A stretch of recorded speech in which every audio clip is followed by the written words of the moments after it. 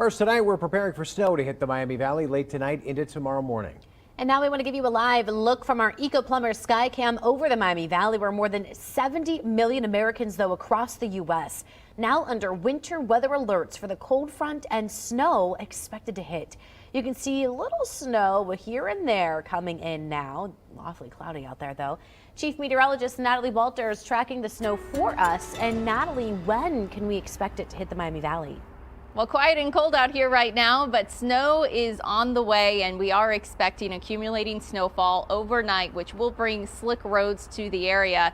And for that reason, we have our code red weather alert. This is for tonight, tomorrow morning, and then into our early Saturday morning as well. The reason why accumulating snowfall, slick roads are to be expected for us tonight and for our early Friday morning commute. And then after it snows, it gets very cold again. We're tracking below zero wind chills as low as 10 below zero again for our early Saturday morning. So cold weather, snow is on the way for us. And with that snow, we do have a winter weather advisory that has been issued for our area. This is in effect through 1 a.m. on Saturday. Accumulating snow, at least an inch of snowfall looking very likely for us. And then we could see some higher totals. I'm going to get more into that coming up here in just a bit. But it's not going to take a whole lot of snow to make roads slick due to temperatures being well below freezing. We're in the 20s right now, but it's going to get colder overnight and even colder as we head into the day tomorrow. So 26 right now in Dayton, 25 in Troy.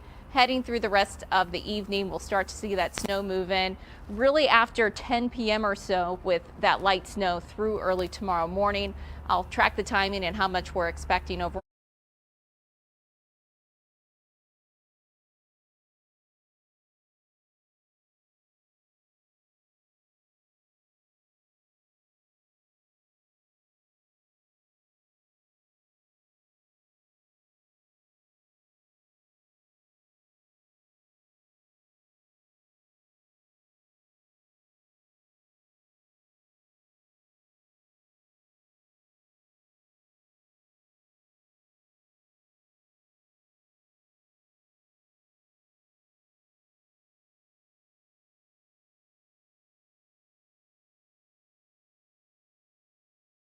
Body in my family misses him. The Social Media Parental Notification Act was set to go into effect January 15th. Attorneys representing several social media sites filed a lawsuit. Ohio Lieutenant Governor John Husted calling the lawsuit, quote, cowardly. This young man overdosed live on TikTok. I mean, you just have things like that that are just tragic. Jacob's family devastated after learning a federal judge put the law on hold. But I hope that it does not happen to one of the children of the judge that did this. I don't think any of us realize what danger our children can get into on this social media. Now, Stephanie Dupre reporting. The Uvalde school massacre could have been stopped sooner. That's what the DOJ concluded in a nearly 600-page critical incident report now being made public. It's been nearly 20 months now since a gunman murdered 19 students and 2 teachers. Federal officials say police who responded to that active shooter, quote, demonstrated no urgency and didn't even treat it like an active shooter situation. Attorney General Merrick Garland was in Uvalde today speaking about the findings and meeting with the families of the victims. The law enforcement response at Robb Elementary School on May 24, 2022, and in the hours and days after, was a failure that should not have happened. We hope to honor the victims and the survivors by working together to try to prevent anything like this from ever happening again, here or anywhere. The DOJ blames failed communication and leadership as well as inadequate technology and training. White House leaders say President Biden has an alternate plan if Congress fails to move forward or on more aid for Ukraine. He's not going to rule out what a plan B may look like, mainly because he wants to keep Russia off balance. This as U.S. lawmakers wrestle over border security in exchange for that aid. Every meeting I was in Europe, the first question was, will the United States continue to partner with 50 other countries who in combination are providing the funding, the support for Ukraine. I am optimistic, even confident that we will, but the politics of the House are concerning. We understand that there's concern about the safety, security, sovereignty of Ukraine, but the American people have those same concerns about our own domestic sovereignty and our safety and our security. House Speaker Johnson has already said that any immigration deal that doesn't include H.R. 2, which allows for a rapid expulsion of migrants, is a no-go for the House. And Congressman Mike Turner says Congress is making moves when it comes to that deal. The deal wraps Ukraine and Israel funding in with border funding. Tej Joshi sat down with Turner earlier today on the issue. I think we're making headway. The Senate is taking the lead in the negotiations, but the president wanted to make certain that everyone was on board with the fact that this is absolutely a national security issue, that the border has to be included, and that Ukraine and Israel need our help. Turner says the House is weighing in, making sure the policy is efficient when it comes to the border. And Congress has just passed a bill to avoid that government shutdown. So Adam is at the Now desk. What's next? Well, this is a short-term funding extension. It now heads to the president's desk. The Senate passing it 77-18, the House 314 to 108. This now sets up new funding deadlines to March 1st and 8th. It was going to expire on Friday. By passing this, it gives lawmakers more time to negotiate and pass full-year appropriations bills. For today's question of the day, we want to know, who do you trust more on issues that matter to you, President Biden or former President Trump? You can share your opinion by voting on this poll at Dayton247now.com. Just click on the question of the day heading in the news tab. And we have results from yesterday's question of the day as well. We asked, what issue is most important to you in the upcoming election? Of the more than 11,000 votes we got, 47% said immigration, 39% economy, both foreign policy and crime. Less than 10% of the vote. A new lawsuit could bring some relief in the opioid crisis across the state. The next steps before Ohio could see any money. Also, an Ohio school district getting a new emotional support dog with a special talent. How this pup will help police in the case of an active threat. And our next weather maker is making its way in. We have our code red weather alert for our Friday morning. I'm timing out that snow for you coming up. You're watching Dayton 24/7 now.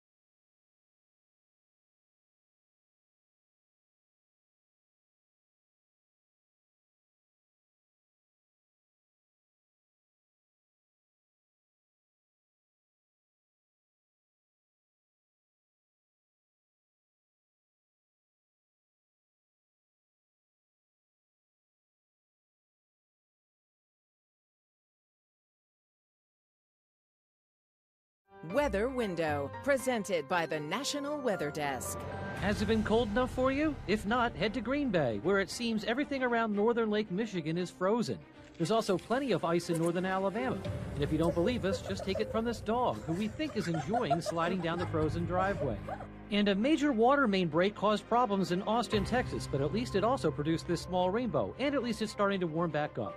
For more content like this, follow the National Weather Desk on Instagram.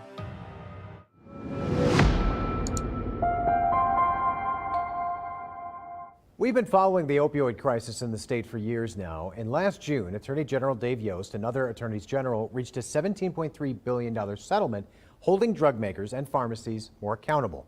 Ohio is yet to see any money, but that may soon change. Terry Sullivan went digging for answers. Ohio's opioid crisis has had a devastating effect on people's lives. Families torn apart, lives destroyed. Now a new lawsuit just filed by Ohio Attorney General Dave Yost could finally bring relief. It's the next step in the process of Ohio's $679.6 million agreement with the drug makers and the pharmacies. This complaint focuses on the pharmacies, CVS, Walgreens, and now Walmart. The AG asking the court for a declaratory judgment, injunctive relief, and consumer damages. A judge has to sign off on it, and then Ohio gets the money. The Ohio Attorney General's office telling us Yost won't comment on it until it's a done deal. In Columbus, I'm Terry Sullivan. Well, the winter weather advisory has been issued for the entire Miami Valley. This went into effect at 5 p.m., goes through 1 a.m.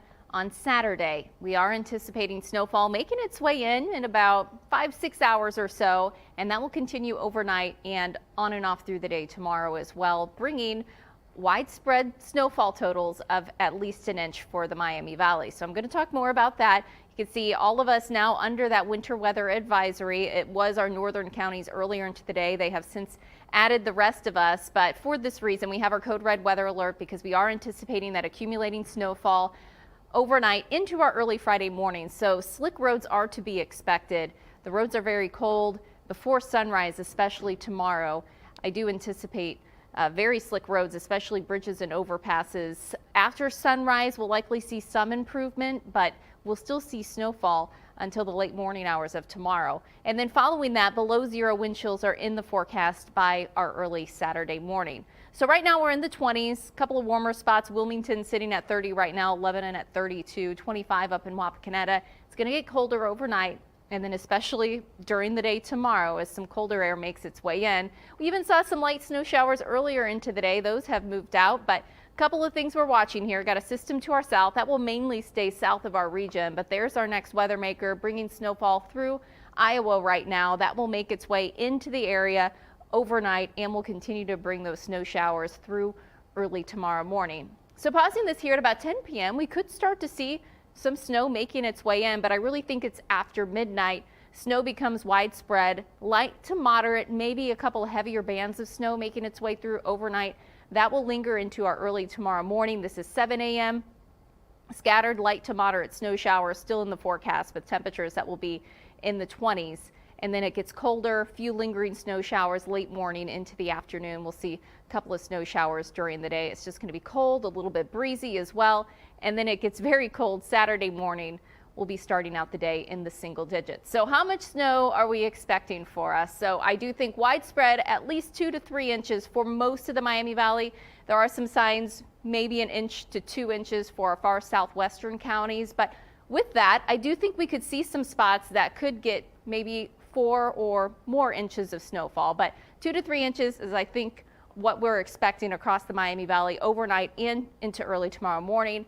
I know it's not a whole lot of snow, but I've been mentioning this. Even with a little bit of snow, that's going to bring some big impacts to the area for our early morning commute.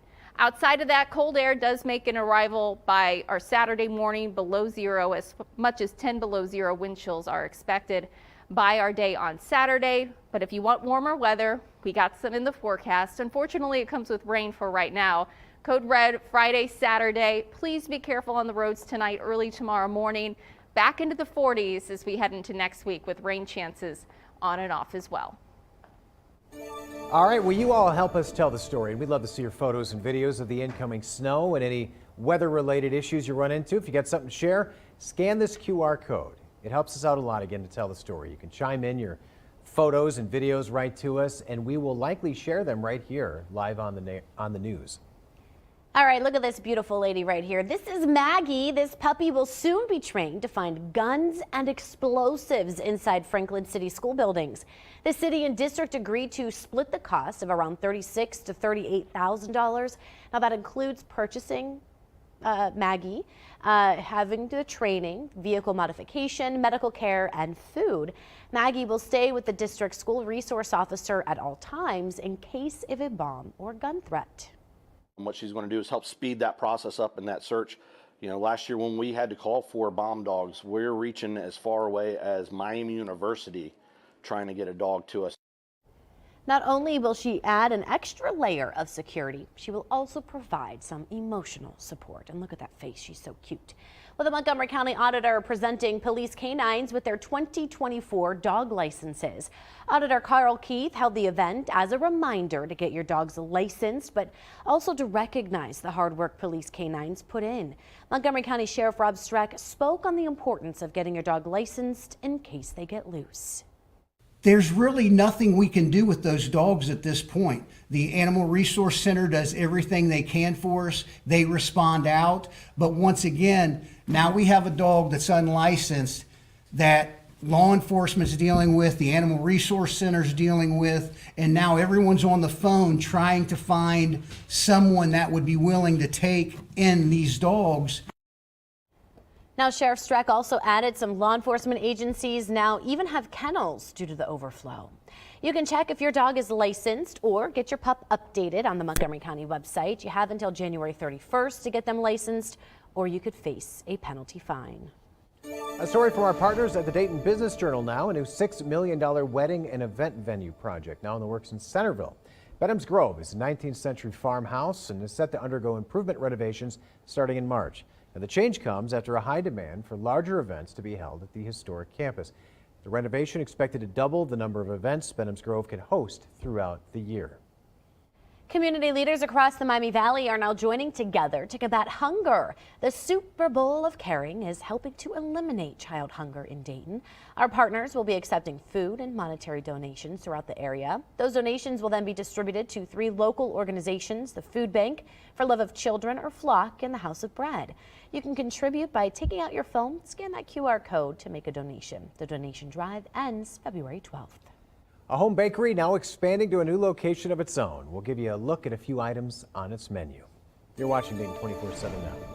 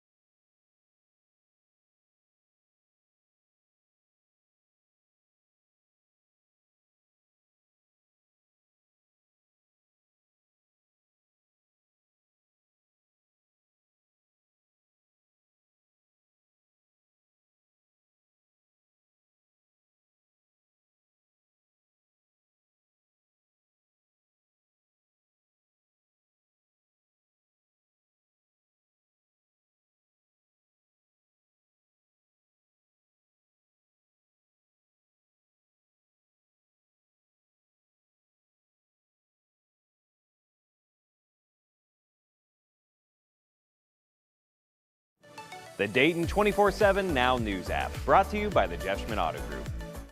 A bakery that started as a home bakery back in 2020 now has a new location here in Dayton, opening just this week.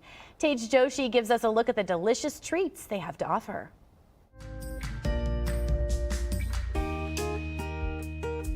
I want to tell you about a wonderful bakery in downtown Dayton that just opened a brand new location last week. It's Val's Bakery, and it's an awesome place. Here, come with me. I want to show you some of the amazing pastries they have, the ones that I think are so cool. Just look how delicious they look. Look at the coffee cake, the giant cookies, the beautiful goat cheese quiche. Now, this is the one that I love the most. I actually already had some of it today, the caprese croissant, and this focaccia right next to it is making the entire place smell amazing. So this is a local bakery now open with all these delicious treats, but also they are known for their great drinks as well. They're actually whipping up some good ones right now. They're known for their coffee, their tea, and so much more. And the last thing, when you pop in here, you get to enjoy the good vibes, the food, the drink, and sometimes they have free samples too. This is actually the coffee cake one that I am excited about with some of those cinnamony flavors. Back to you guys in the studio.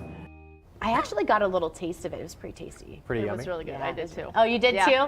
It's yummy. It's good. We're over on Fox next.